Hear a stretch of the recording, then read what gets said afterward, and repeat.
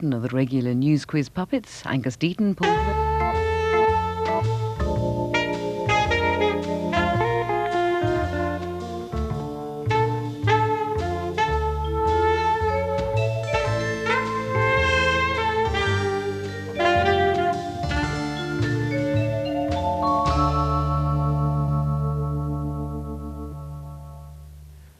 British cinema.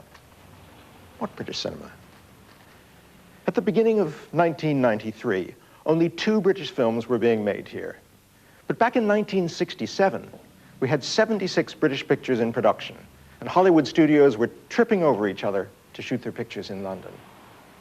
In the 60s, the British film industry went from relative obscurity to the center of the international film scene.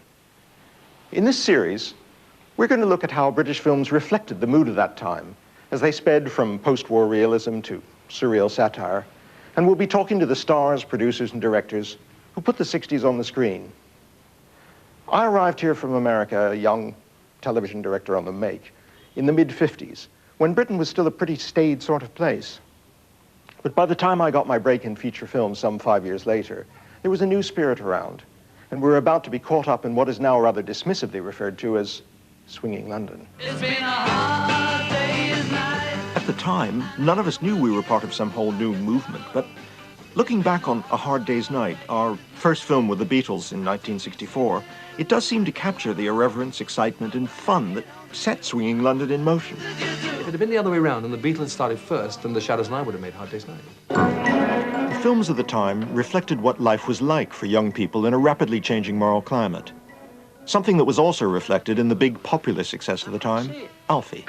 There was this manageress of a dry cleaners. Alfie, Georgie Girl, all those sort of films were intrinsically British films, which were released all over the world and very successful. I wonder why we can't do it now. The 60s produced a new generation of writers, directors, and even more importantly, stars, some of whom found the pressures of success hard to take. Masses of attention, all these interviews, all this concentration on yourself, what you look like, what you think. The hothouse atmosphere was one which interested director Joseph Losey, a refugee from the Hollywood witch hunts, who found his distinctive voice here in Britain in the 60s. He had a pretty high regard for himself, and it was warranted, I think. You know, he was always very interested in class, in British class. You know, it was quite a preoccupation for him. You've had experience of this kind of work, have you? I've been in service for the last 13 years, sir. The last few years, I acted as personal manservant to various members of the peerage. You need someone. It was a funny period in fancy people's drawing rooms. You would see hairdressers and cooks and their plumber. Suddenly there was a total mingling of different classes. Observers of the swinging scene also arrived from Europe, like Italy's Michelangelo Antonioni.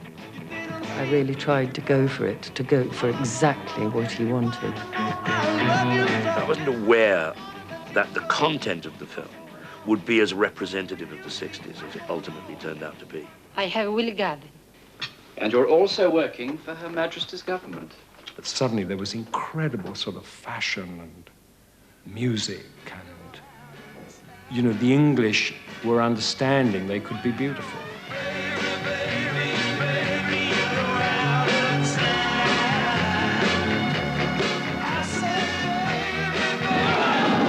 In the dangerously confident spirit of the late 60s, Tony Richardson took a regiment of British actors and technicians into the Valley of Death to shoot The Charge of the Light Brigade. It was a huge unit of about 100 people. We used to get up at 5 or 6 in the morning and go right out to the plain, where he arranged this wonderful great tent with food, marvelous breakfast, marvelous lunch, and we had horses to ride, and I can't ride at all, and so I was terrified of that. We really should keep our cavalry in a bandbox. Have them take ground somewhere with a good view. But this colorful decade began in black and white, in a spirit of brash vigor with a group of films that attracted admiration from some unexpected sources. I think that this new English cinema was much more professional, much more sincere, not trying to impress, by some peculiar style, you know, and in fact it had more depth to it.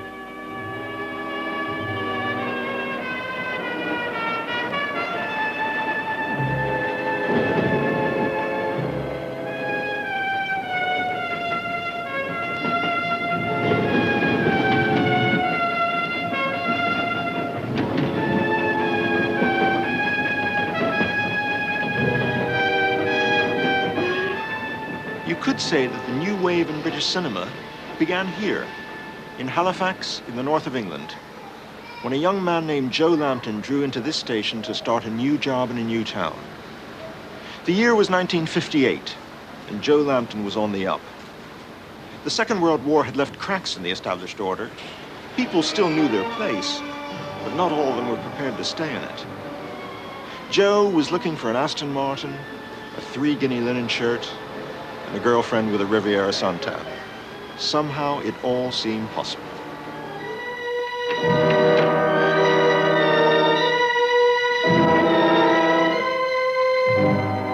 Room at the Top introduced British cinemagoers to a new kind of hero and to what was then a new and unfamiliar landscape, the north of England. The film was based on a best-selling novel which featured an unprecedented amount of sexual frankness. Joe Lambton took advantage of everything on offer. His impatience with establishment figures and his grasping for the better things in life made him terrifically appealing to post-austerity Britain.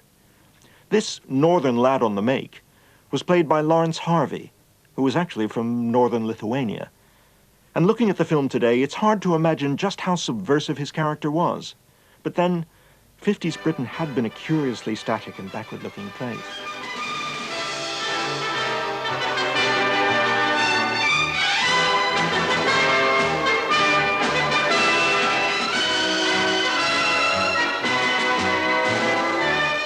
The climate was so different then. I mean, utterly different from what it is now. I mean, England was like or the country, it was like a sleepy village after the war. And I suppose it was in a kind of state of trauma after all that. And nothing had happened, and there was this feeling of general torpor, and it's very difficult to engage anyone's attention.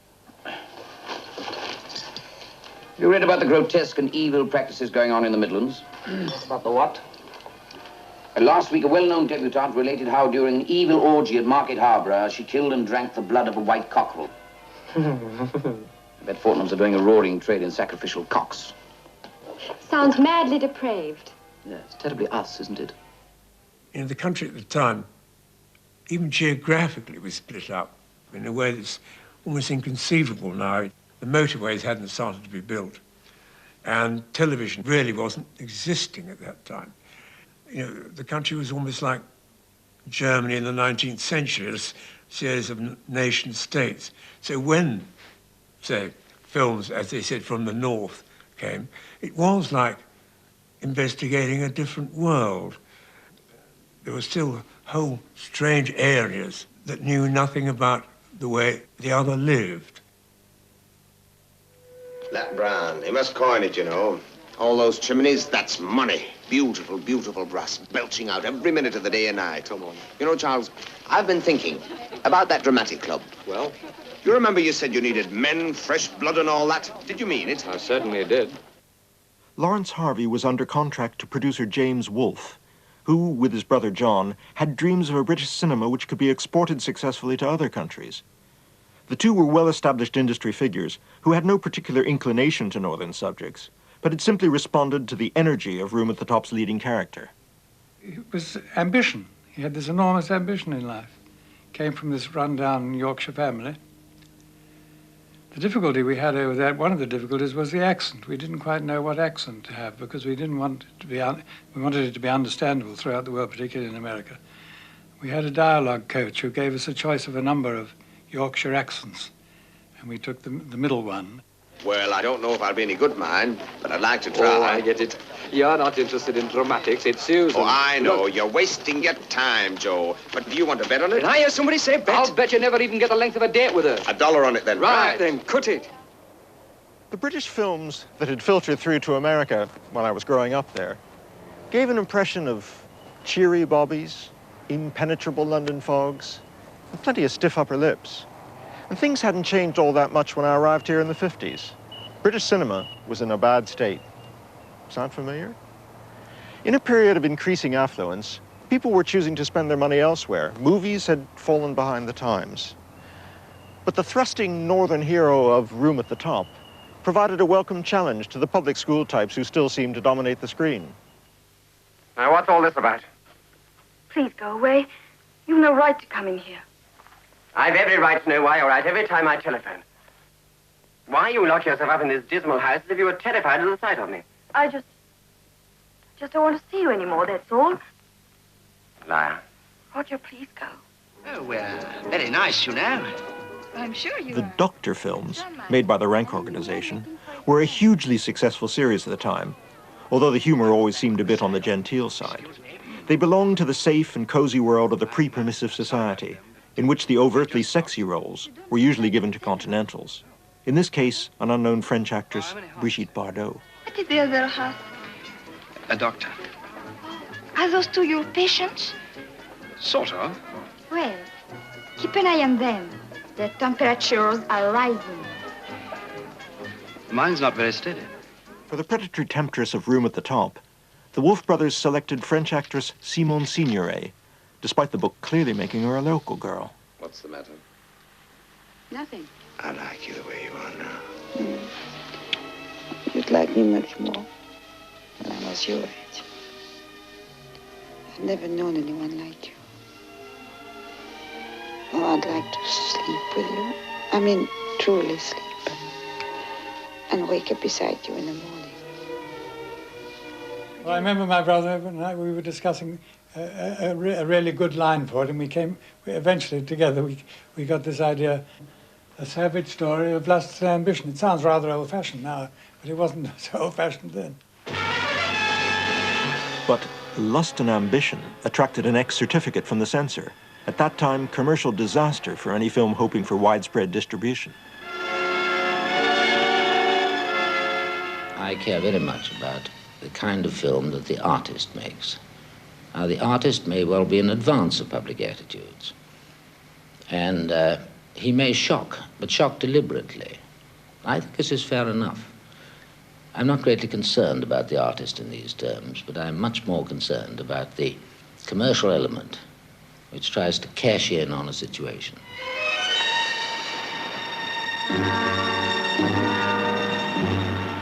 Because all trailers must carry a U certificate, we are unable to show you scenes which the censor has passed for adult audiences only.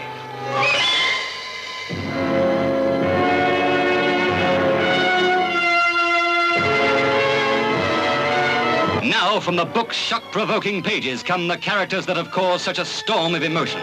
Simone Signoret, one of Europe's greatest stars, two-time award winner for the Best Actress of the Year, now in another brilliant portrayal as Alice Askill.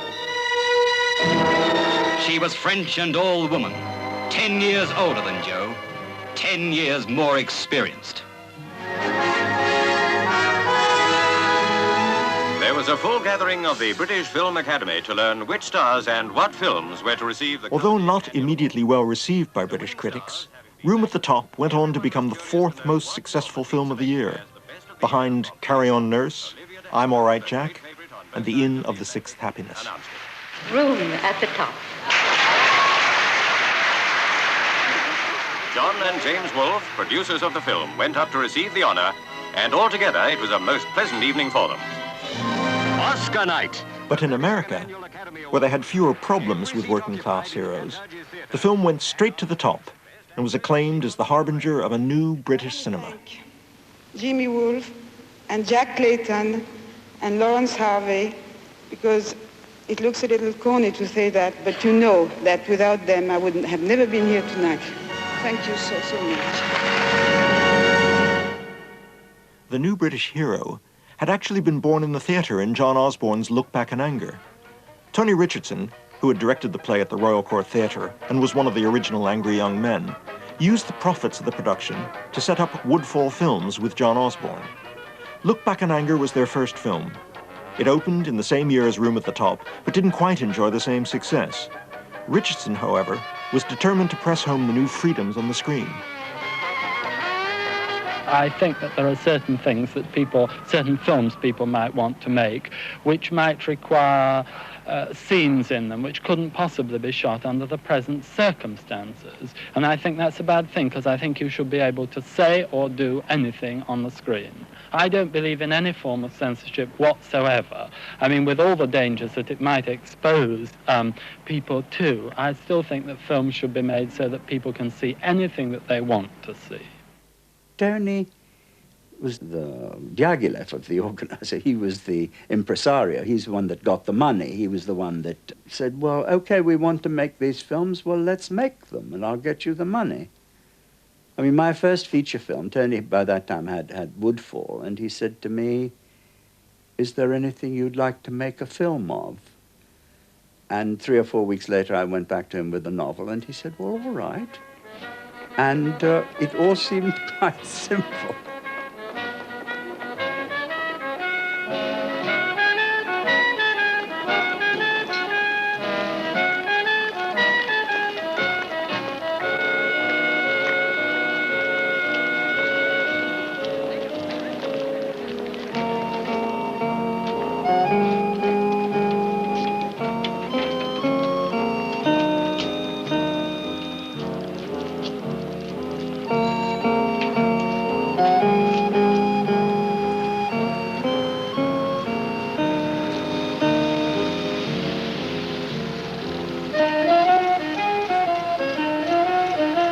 I'm looking now at this car parking space, and in it there were about 5 streets and terraces all running parallel to each other, and they ended at a wall, and beyond the wall was the whole extent of the Raleigh factory. I'd get up at 6 in the morning, and by just after 7 I'd be walking down this street, and I'd turn left at the bottom, and within 2 or 3 minutes I was clocking in at the Raleigh factory, which I did from the age of 14. What impressed me most was the phenomenal noise. I suppose in a way it was like going into a sort of front line. The filming in the factory, where it begins, Albert Finney is standing on the exact place I stood on when I went into work at 14. So everything is so authentic that the film is like a kind of social document apart from the story. The reality of working the lathe, I found that very exciting. Of just when I was being photographed working at that lathe, that I could absolutely concentrate on what the character was supposed to do. There was no cheating involved. 954.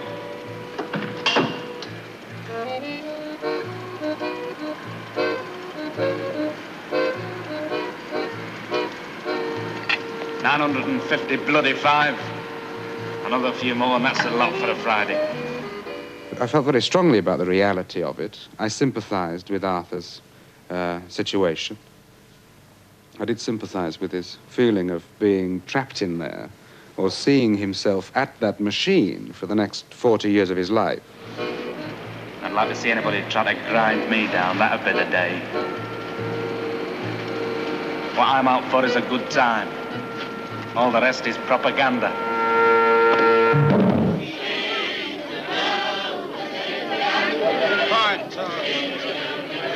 Saturday night and Sunday morning made Albert Finney a star. He'd already set the stage alight when he'd taken over from Laurence Olivier and Coriolanus. Now, on screen, he embodied a new kind of sexy working-class hero. And Woodfall, as well as trumpeting their new star, were also keen to suggest that the film was crossing new frontiers of frankness. Saturday Night and Sunday Morning is a first-time success story for many personal, exciting reasons.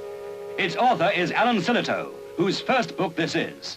The Daily Telegraph said this about it. It makes Room at the Top look like a vicarage tea party. Don't let's stay down here too long. Hey, Arthur. What's the time we had last night? While cinema-goers enjoyed the wicked romantic exploits, Alan Silito's skill was to make them aware that this working-class lad also had an inner life. He's trying to find a sort of identity.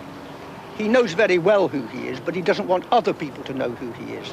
It's the old Dostoevsky state. I mean, people, if they have their earthly bread, they also should have the heavenly bread, wherever it comes from, religion, politics, and Arthur is simply striving for some form of heavenly bread, which he doesn't know how to take, doesn't know how to reach. Where does all this fighting get you? Have you ever seen where not fighting's got you, eh, like my mum and dad? What do you mean? They've got all they want. Ah, they've got a television set and a packet of fags, but they're both dead from the neck up. I'm not saying it's their fault, mind you. They've had their hash settled for them so that all the bloody gaffers can push them around like a lot of sheep. Seen you in some funny moods, Arthur. Never seen you like this before.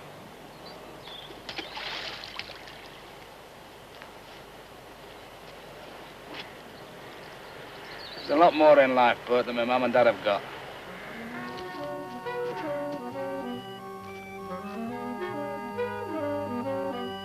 Commercially, it was just miraculous. After the first week and a half of its London release, it had its money back and made an enormous amount of money for everybody all over the world. Yes, it really touched a nerve, as Room at the Top had done, as Taste of Honey was to do, as Tom Jones did. Yes, there was a real, what the audience was saying, yes, it's time to make pictures about what's outside the drawing room. In 1959, a group of French film critics directed their first feature films. They acquired the rather fanciful Gallic tag La Nouvelle Vague, or New Wave, and it stuck. Francois Truffaut's debut, The 400 Blows, with its informal, tender style of filmmaking, appealed to audiences and critics alike. Truffaut and his star, the unknown non-actor Jean-Pierre Léaud, were the sensation of the 1959 Cannes Film Festival. And when The 400 Blows came to London the following year, it made a huge impression on young British filmmakers, particularly on Tony Richardson. When he went to Salford to make his third film, A Taste of Honey, from Sheila Delaney's stage play, Truffaut's example seemed to liberate Richardson's approach to his subject. Look Back in Anger and The Entertainer were made as studio films. And Tony was really sort of finding his feet, I think. But with Taste of Honey, he got into his own, and he was working with very untried actors, which of course he liked because he could control them. Two of Richardson's young cast were Paul Danquois and Rita Tushingham. I was working backstage at Liverpool Rep at the time, and I read in a newspaper they were looking for an unknown actress to play the role of Jo in A Taste of Honey. And I didn't even know the play. But I thought, oh, well, maybe that'll be for me. But you do things when you're young you probably wouldn't do when you're older. And I did an audition. And they called one day and said, Tony called and said, you've got the part, darling. And I got the role, but it was a year before we actually started shooting the film.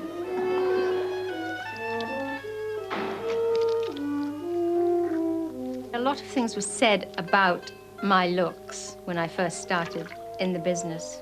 And I was lucky it didn't affect me. I mean, it could have really given me such an inferiority complex. I might never have sort of worked again or gone out. But it didn't sort of worry me, which was lucky, because I suppose, yeah, I did look very different. It was very different for someone that looked like me to be playing the lead role in a film. Here, let me give you a hand. Thanks very much. So, Pierre. My first appearance, I leap onto the bus and flirt with her. I was very self-confident. I thought I was good-looking and, well, sex appeal and all that. And I relied more on that than my acting. And I was very at ease doing this, you know.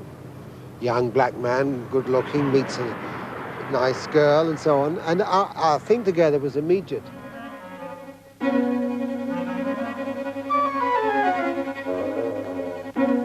Hey! It's sad when you think that once I was a happy young man without a care in the world. The nice girl in A Taste of Honey was a moony schoolgirl warring with her mother in a succession of seedy bedsits near the Manchester docks. Did your ancestors come from Africa? No, Liverpool. Were you expecting to marry a man whose father beat the tom-tom? There's still a bit of jungle in you somewhere. Tony Richardson's artless, unhysterical portrait of an interracial love affair was new in British cinema, as was his handling of the other key relationship in the film between the Rita Tushingham character and a young man she eventually sets up house with, Geoffrey. Hey, I've been looking for you. I've cooked dinner, don't you want it? I don't fancy anything. Well, I haven't poisoned you up till now. I'm going to have a baby. Yes, I thought so. You're in a bit of a mess, aren't you? Geoffrey has a worldly wiseness about him that can cope. He's a coper. But then that very often happens in a relationship, isn't it? That one person is a coper.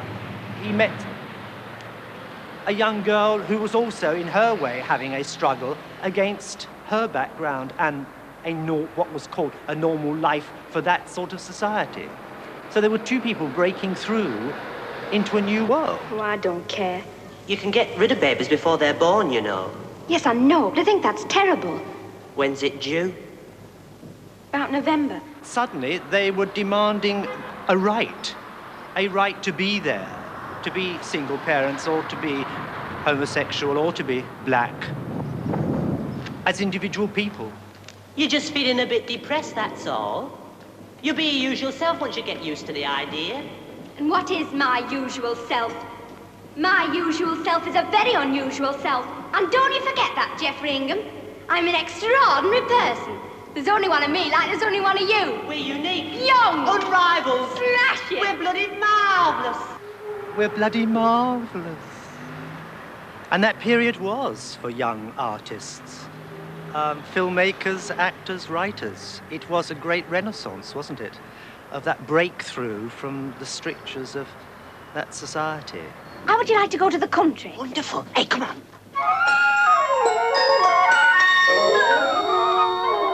I think he felt far more freedom because he'd always admired the films of Truffaut. And I think he felt at last he was really being able to get down in amongst what he felt the story was. Truffaut's film had a similar theme to A Taste of Honey. A young person in a difficult relationship with a parent and alienated by the arrival of a new lover. Part of the freshness of Truffaut's approach had been to set some of his scenes in the street and to film them documentary style.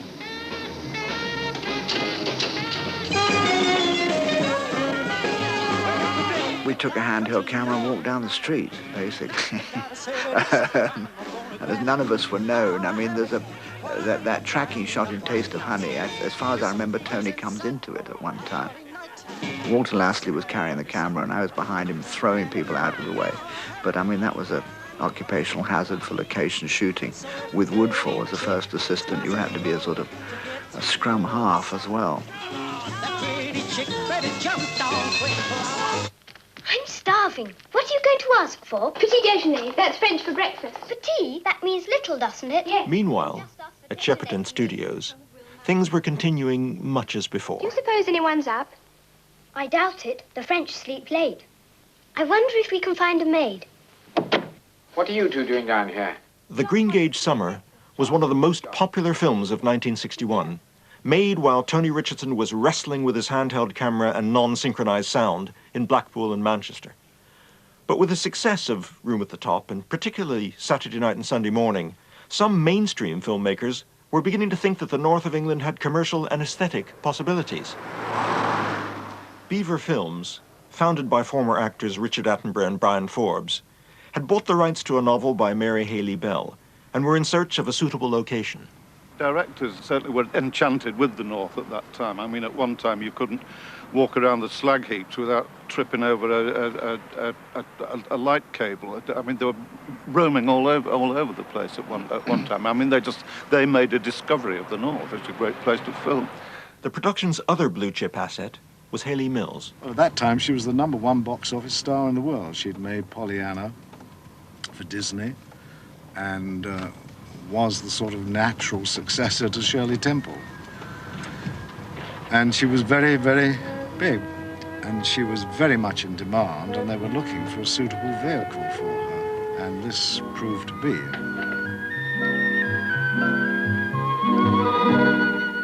Now shut that! Our Charles is coming, Dad. I don't care who's coming. Go back and shut it. Shut the gate. Shut it. We just got a phone call, I think, from Dickie Attenborough. Yes, from Dickie Attenborough. It was a book, it was set in the home counties, actually, and it was very much sort of pony clubs and all that. And Dickie wanted it set in the north, and so he sort of threw the book at us and said, northernise it, which we did. I think it works better as a film set in the north because it has a nice abrasive kind of quality which goes against what could have been a rather airy-fairy kind of story. You don't go far. Have your tea ready? Yes, Auntie. Did he ask you? What'd you tell him? Nothing. Did he tell me a lie? I told him nothing. Come on then, quick.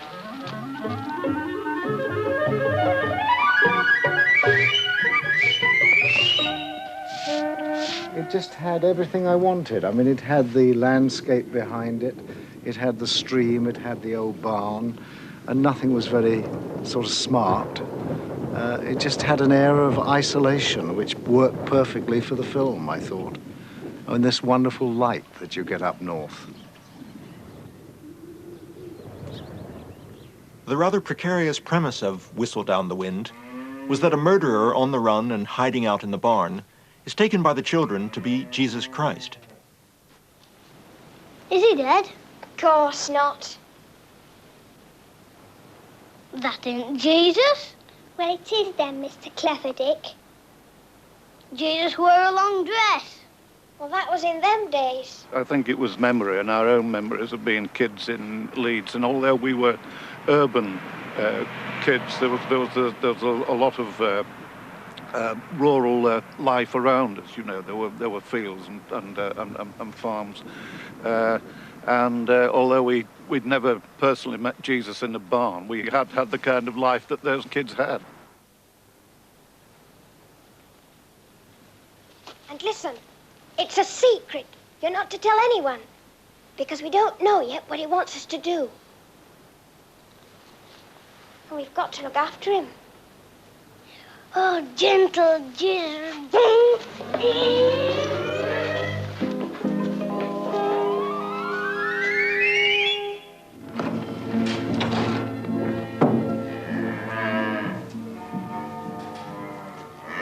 This is the famous barn. Behind me, we put bales of straw up to a level, and that's where they hid him after a certain length of time that had elapsed. Alan Bates used to lie there in the early sequence, and then Ray Sim, my art director, of course, tricked it up. We put stalls in there, as I remember. Whistle Down the Wind was Pinewood on an expedition to the north of England, although the crew did return to the studios to film the interior of the farmhouse kitchen.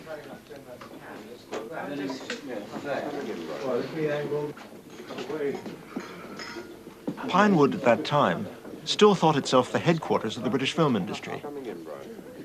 The Italian producer Joseph Yanni, another important contributor to the British New Wave, was working there in 1958 when he spotted a promising film on the BBC's innovative Monitor program.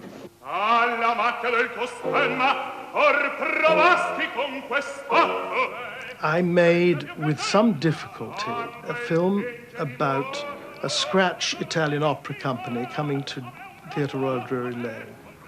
The film was quite successful, and it obviously drew the attention of Joe Yanni, who is a well-known independent producer at Rank. I went to see him. He's from Milan and wonderfully Italian. And he said, when I went to see him, I would like to discover you. So when I left Pinewood, I was determined to make a film of the provinces. And I read Kind of Loving. And I said, oh, I'd love to make this film. A Kind of Loving was another successful northern novel, this time by the Burnley writer Stan Barstow. Keith Waterhouse and Willis Hall were again engaged as adapters, and Yanni and his team went off in search of quintessential northern locations. We'd take him into a backstreet fish and chip shop, and he, you know, he'd treat every place as if it were the Ritz, and you know, everybody as if they were, you know, wonderful people and so on. And he asked for and got in this fish and chip oil a green salad, and then he asked, could I have a glass of water? Do you think? And the lady behind the counter hissed at me, "What's up? Has he got to take some tablets?" It's funny, isn't it? What? Well, I was just thinking. You know, we've worked together for the same firm for 3 years, and we've never talked to each other before. Yes, it is funny, isn't it? Yes. You were at a wedding the other day, weren't you? Yes, we're sisters. Saw you standing there. I love weddings. Well, I've got some photos of it, if you'd like to see them. Yes, I'd like to. And Joe Yanni, the producer, was fairly early on in the schedule. I think it was right at the start of the film.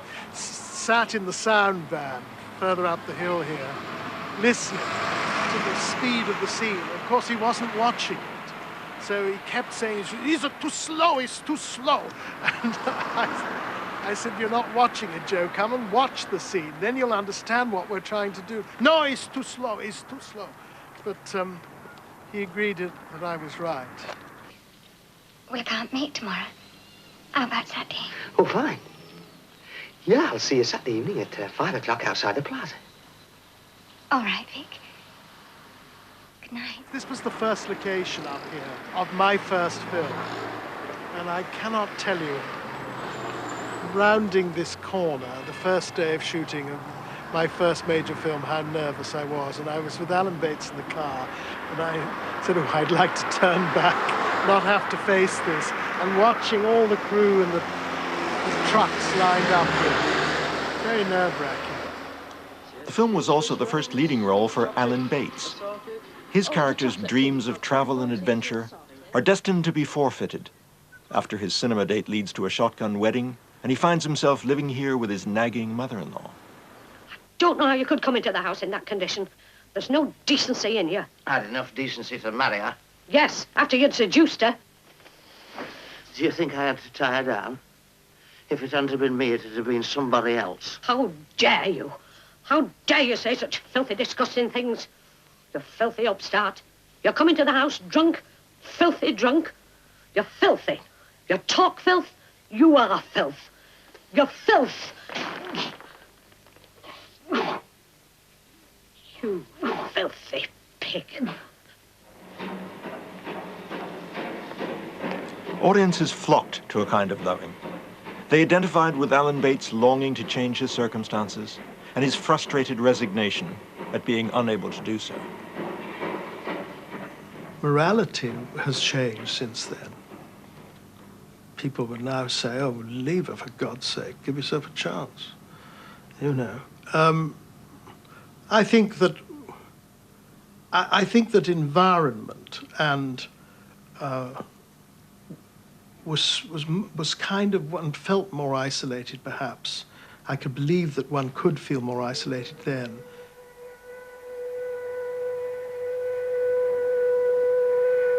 A northerner who did manage to make an early escape was David Story, who had dreams of life in the South as an artist and writer, but also had to hold down a career as a professional rugby league player. Why were you so determined to leave it behind? It was so awful. I was playing professional football at the time, but I'd only done that in order to enable me to paint pictures and write, because it only required 2 evenings training and 1 match a week. And the rest of the time I could devote, I thought, to writing and painting. But it quickly became apparent that it wasn't very easy to do that.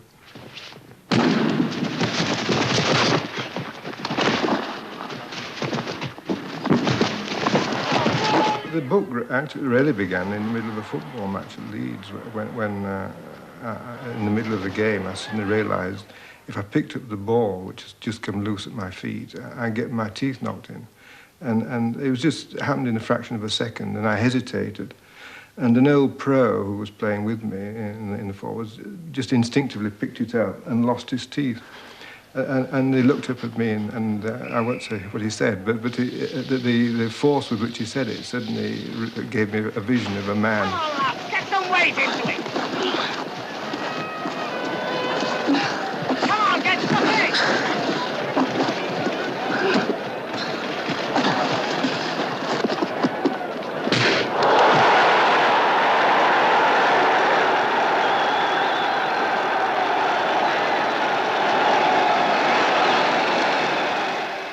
He was very strangely non-communicative at all, I think, which was wonderful for me because I styled the character basically on him and his brother. I'd met the brother a couple of times, and that dark, brooding look the brother had. And I watched him quite a bit, took it from him, and David as well. I'd watched David a lot. I thought it was so sort of raw, and the emotions were so real. And sort of in a strange way, sort of so unpretentious. I mean, so simple in a strange way. And it was something when I read the book, it really touched me, emotionally touched me, the part. The sort of I think the sort of lostness of the character. I don't want you poking your nose into my affairs. You won't find me poking my nose into yours. I have some pride left, if you didn't know. Don't you want to be happy? If I'm left alone, I am happy. I don't need you pushing in. I'm not pushing in. I'm just trying to be friendly. Well, I'm not going about all day with a grin over my face just to make you think I'm happy. I don't mean laughing all the time. I mean, you just don't look happy. It's not a question of laughing all the time. You make me sick. All right, Diane, sick. I'm bloody sick of living here and all. Mr. Machin, that's easily settled. Don't. Just stop living here. We'll be better off without you. This Sporting Life depicted northern passion and repression with a candour that was often painful to watch. The paralleling of the raw world of rugby league with the domestic drama between the Richard Harris character and his emotionally walled-up landlady amounted to a real pathology of the North. I suppose because he could communicate through violence, he could communicate through touch. His emotions could be expressed with a punch or receiving a punch. There was a contact in that sort of physical thing in the scrummage, and therefore he couldn't touch the woman only with violence. So all of that really worked. Making This Sporting Life was a very tough and emotional experience. And Richard was not the easiest of actors, but his difficulty, if you like, concealed or was present with a very strongly emotional and willful attitude. This could be hard work to control. And I often say, I mean, if people feel any exhaustion of emotion after watching that film, which I think they do, it was all there in the shooting. You make me feel I'm nothing. I want you! Oh, you want to crush me, but I won't let you. I'm the one thing you can't have like everything else. I want you! I want you to go. I need you! I want you to go. I want you to go. I want you to go.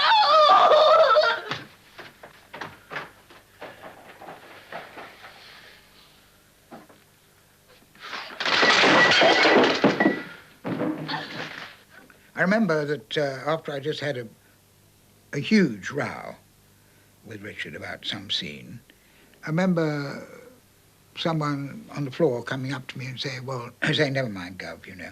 On your next picture, you may get Margaret Lockwood. He wasn't saying this ironically. He said she always hits her marks. Well, I always felt that it was worth going through it all if the result was good. While Lindsay Anderson was wrestling with his wayward cast in Wakefield, a pop group in Liverpool was bringing out its first record. And the BBC were trying out a new satirical comedy show. That was the week that was. There was a spirit of irreverence which began to reach even the slag heaps of the North. Simultaneously with the filming of This Sporting Life, John Schlesinger and Joseph Yanni We're shooting the follow-up to A Kind of Loving. Keith Waterhouse and Willis Hall's escapist fantasy, Billy Liar. That's Billy's house, Hillcrest, and we're in the Billy Liar suburbs, the place that he wants to get away from. What it tells Billy is, to him, it's everything that's dreary about life. Every morning the same. Hey, you up there, come on, get out of it. The hopeless dreamer, Billy, was played by Tom Courtenay. It was a big day for us. We had won the war in Ambrosia. Democracy was back once more in our beloved country.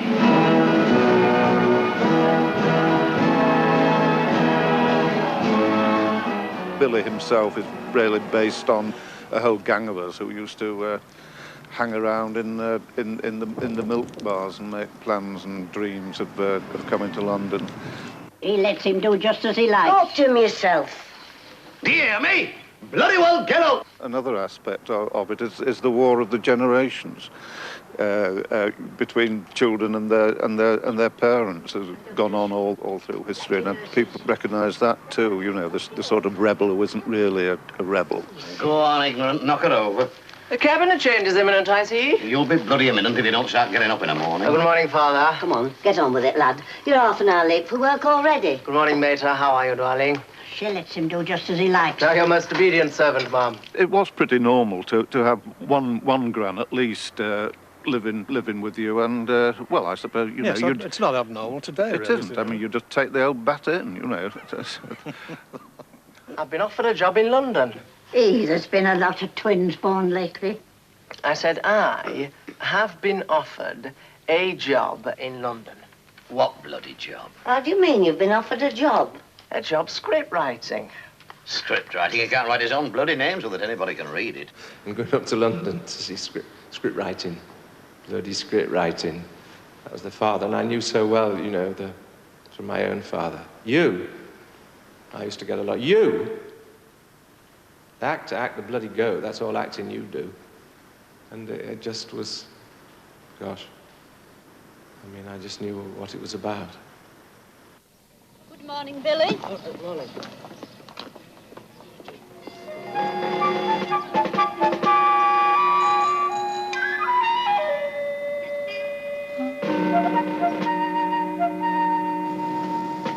If I can get to the end of the street without opening my eyes, everything will be all right.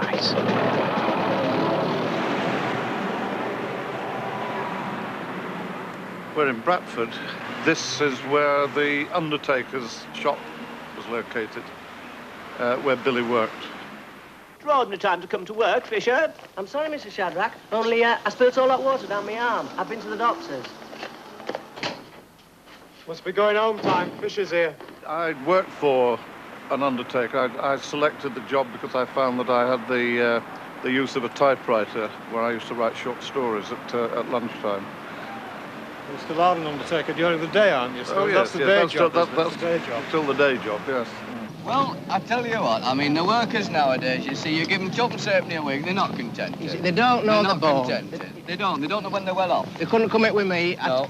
There's always been an all right, it's all right, and by hell, there always will be. The film represents a tussle between what is traditional in his life, and into his life comes the character played by Julie Christie. Do you mean Liz? Yes, where's she been this time then? I don't know, she goes where she feels like. She's crazy. She just enjoys herself. Liz represents the possibility of new life for him. She works till she gets fed up and then she goes somewhere else. She's been all over.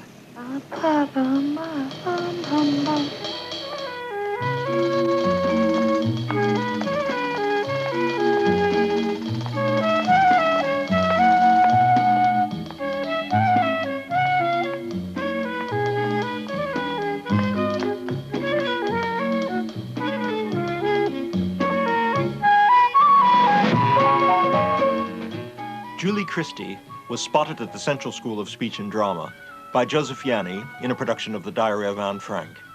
He immediately wanted to put her under contract. So I went to Julie and said, look, Julie, this is my address.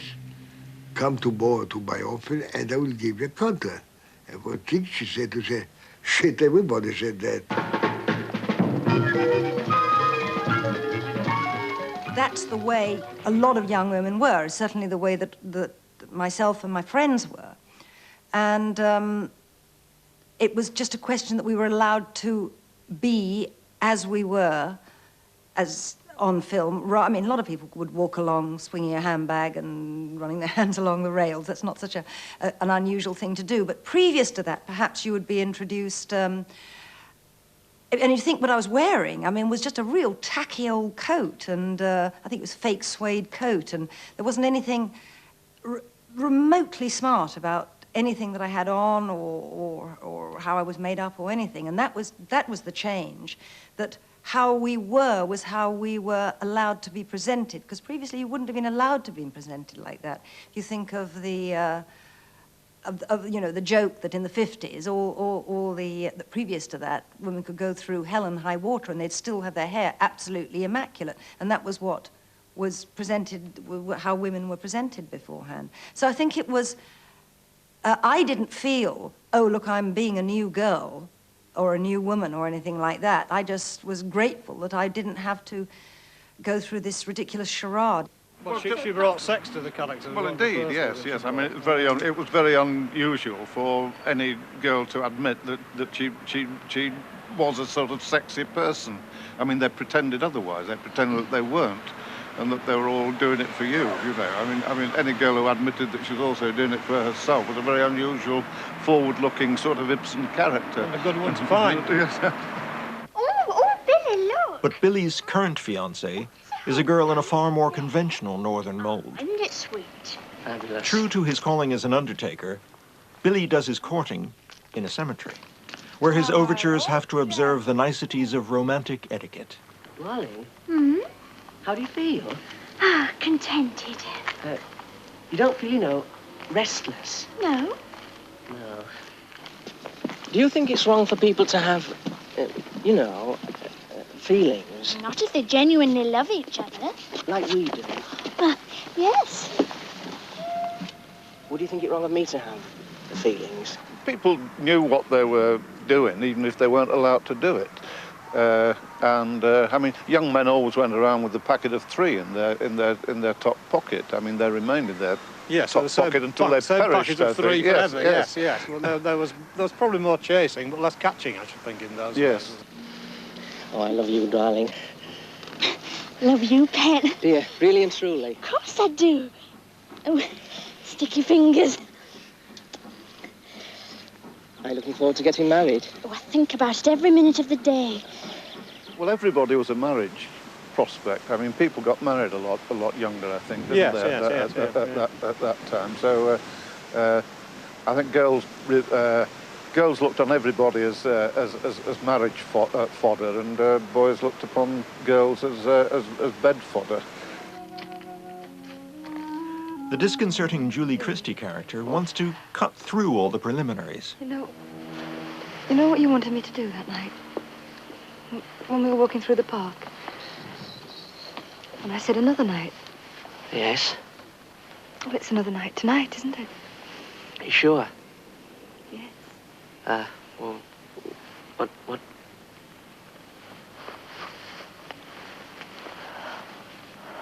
Now, she could be quite loose. I mean, she did what she wanted to do, but she was still it was a strength, actually. It was presented as a strength. So I suppose that was a wonderful part, actually. That's one of the best parts I've ever had, because after that, because on the whole, the women did get quite a raw deal in the 60s. Liz was quite unique. But Billy, why don't you go to London? I'll come with you. Oh, it'd be marvellous if we could. But we can, Billy, we can. What's there to stop us? Well, I mean, there are all sorts of arrangements to make. No, there's not. You just buy a ticket. You buy a ticket and get on a train. That's all you have to do. You can't just go. Yes, you can. We could go tonight. There's a midnight train. It gets into London at 7 o'clock. But tonight, Liz? Yes, 12:05 from Central Station. But there was no prospect of escape for this sporting life's Frank Machin. How are you, lad? No, Johnson, I'm in a hurry.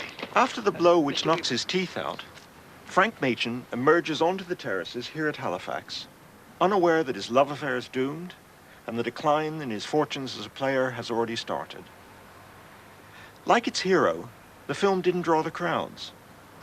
In retrospect, This Sporting Life is possibly the finest of the British New Wave films, but it came too late. It was seen as another depressing northern tale, and the audience had had enough. Probably This Sporting Life did not correspond to what its audiences expected from a night out at the cinema or an entertainment. And particularly, it wasn't received happily by the head of the Rank organisation, who disliked it very much. I think the film is a little bit bitter for the big audience. It was also by now the fifth or sixth film in this cycle, and the charm was going off the new cinema. It was a real succès d'estime without being a hugely popular film. And I think at the end of that, would it be 63, would it? It was a very significant article, I think, in the Evening Standard, which quoted John Davis saying, from now on, the Rank organisation were going to make purely entertainment pictures. And it was headed, "The Year the Kitchen Sink Went Down the Drain." Now, even to talk about those writers, those subjects, those films in terms of kitchen sink was an extremely middle-class thing to do. But I think that feeling, that tradition is extremely strong in this country and has remained so. But in 1963, cinema audiences were clearly beginning to lose interest in working-class realism. Billy Liar came out in the same year as This Sporting Life, and it took care to market its